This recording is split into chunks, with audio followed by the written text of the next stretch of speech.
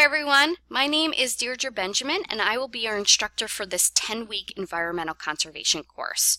I'm really excited to begin this course with you and this journey with you. Remember, everyone in this course starts out with an A, and it's up to you whether you keep that A or not.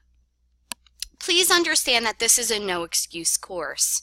Every student, and the reason it is a no excuse course is because I want every student to be graded the same way and have the same expectations. When I say this is a no excuse course, then that means it is a no excuse course. So if you are having family problems, someone passes away, you have health issues, I do not need to see death certificates or doctor's notes. I have incorporated into the semester, in case situations like this arise, drop forum posts and drop quizzes. They are discussed in the syllabus, so make sure you read that syllabus. So I do not need emails from you saying, hey, something's going on, because I will tell you the same exact thing. This is a no excuse course. You're given drop forum posts and drop quizzes for that reason. I can't help you. If you feel that you're overwhelmed and maybe you've taken on too much, then maybe withdrawing from the course might be the best option for you. If you feel that that's too strict of regulations for you in this online course format, you may want to think dropping this course and picking up a different section. So my course is pretty standard on how it's set up. One of the main things I want to let you know is this is a 10-week course. Because it's a 10-week course does not mean that we just get free 4 weeks of class, meaning, oh, everyone else has been in school for 4 weeks and I get to just pick up and not cover 4 weeks worth of work. Unfortunately, no. That means we squeeze 15 weeks worth of work into 10 weeks. So for the first 4 to 5 weeks of this course, we will be accelerated in our learning, meaning that many of us will cover actually 2 sessions a week. So not after the first week. The first week I give you a little bye to get into the course and get moving. And then from that point forward, we cover 2 sessions per week. This is clearly defined in the syllabus on the last page on the course outline. So it's absolutely essential that you look at the syllabus and read it. So here's a little bit about me and why I am qualified to teach this course. Right here is the syllabus. Read it, print it out, take notes on it. It clearly defines my expectations for you for this course. Make sure, I have so many students that ask me questions and I say that is clearly defined in the syllabus. The textbooks, the films that were required for this semester are clearly defined in the syllabus. There are photos of them, so there should be no questions on what my required materials are for this course. Yes, the textbook is required. There are PowerPoints under each session that align usually with the textbook reading, but unfortunately the quizzes align with the textbook chapters. And because of this, you absolutely should have the textbook handy. Right here, show you the learning outcomes for this course. You will be assessed on all the learning outcomes for the course. They are embedded in the assignments that I give you. And so at the end of the semester, I'll know whether I've met all the learning requirements for this course. If you look here, this explains to you each week what is due. And you'll see that under the module that I'm very specific on what's due each week in this course. I respond to emails usually within 24 hours. On the weekend, it will definitely be up to 48 hours because I do like to at least take 1 day off during the 7-day work week. And I also don't usually answer emails after 7:30, 8 o'clock because I would like to spend some quality time with my family. I know that a lot of you do your work at night, so unfortunately that will require you to plan ahead. The announcements tab here, every week I give out a roundup each week, and in the roundup I explain what happened during the week before and what we have to look forward to in the week ahead. I also give some pointers for the midterm and the final exam. So it's absolutely essential that you listen to the midterms each week, the roundups each week. If you look here, here's the syllabus tab, here's your grades tab. What's wonderful about Canvas is you can follow your course as you go along. You can look at all your grades and know where you stand. If you click on the modules tab, you'll see here's the course information. Read every document under the course information before you begin this course. These are the instructions for the course. Here are the directions for initial and response posts in this course. If you're not sure, and this is your first online course, and you're not sure how to submit an initial post and a response post. Here are screenshots that show you where to do that. This is a video on how to use the grades tab. A lot of students ask me, hey, am I going to fail this course? And I say watch the video under the grades tab and use the what if scenario. A lot of students ask me why something's grayed out. That's because it's your drop forum post and drop quizzes, so you want to make sure that you know what that means. Watch the grades tab video. Citing references. Initial posts in this course require sources that I've given you in the module in your post, and you need to use in-text citations and MLA formatting. So if you're unsure how to do that and you haven't taken English 102 yet, make sure you look at this document for citing references. Starfish Guide is our early alert system. This is how I will send out 20% and 50% attendance to you. Directions for initial posts and directions for response posts are absolutely essential to read before you make your forum posts. In some classes, there are no expectations for forum posts. In this class, there are expectations. Initial posts in this class have to be at least 300 words, contain paragraphs, contain no I statements, no in my opinion or I think or I believe, and contain sources. Response posts in this class have to be at least 200 words and bring some substantial content to the conversation. For example, John, I disagree with you this specific point in your post, and these are the reasons why. Because Garrett Hardin says this, and you might have misinterpreted what he said in your post. Okay, so it brings substantial conversations to the to the week.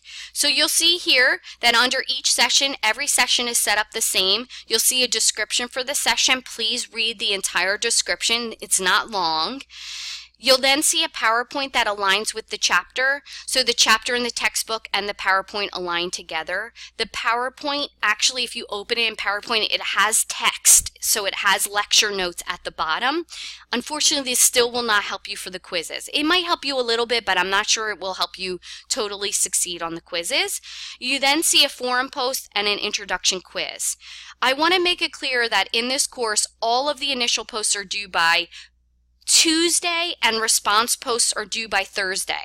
The due date will say Thursday, but the initial post is due by Tuesday each week and the response post is due by Thursday each week. Absolutely essential for you to put that in your calendar and repeat it on your phone or in a written calendar. Initial posts are always due by Tuesday, 11:59, response posts by Thursday, 11:59, even though the due date says Thursday, and you have a quiz due by Sunday, 11:59. Besides those each week, you'll also have a midterm and a final in this course. You will be given a review sheet for the midterm and a final. You will have a chance to write out your answers because they are all essay before the midterm and the final. And usually the midterm and final are really just to copy and paste your information from your review sheet into the midterm and final portal. More information on the midterm and final will be given out closer to the midterm and final exam. So for the first week, you'll have an introduction forum post to make. There's one prompt question, and then you'll have a quiz due by Sunday. Because the first week is a little bit different in this course because of the date we start the course, both your initial post and response post are due by Thursday, 11:59.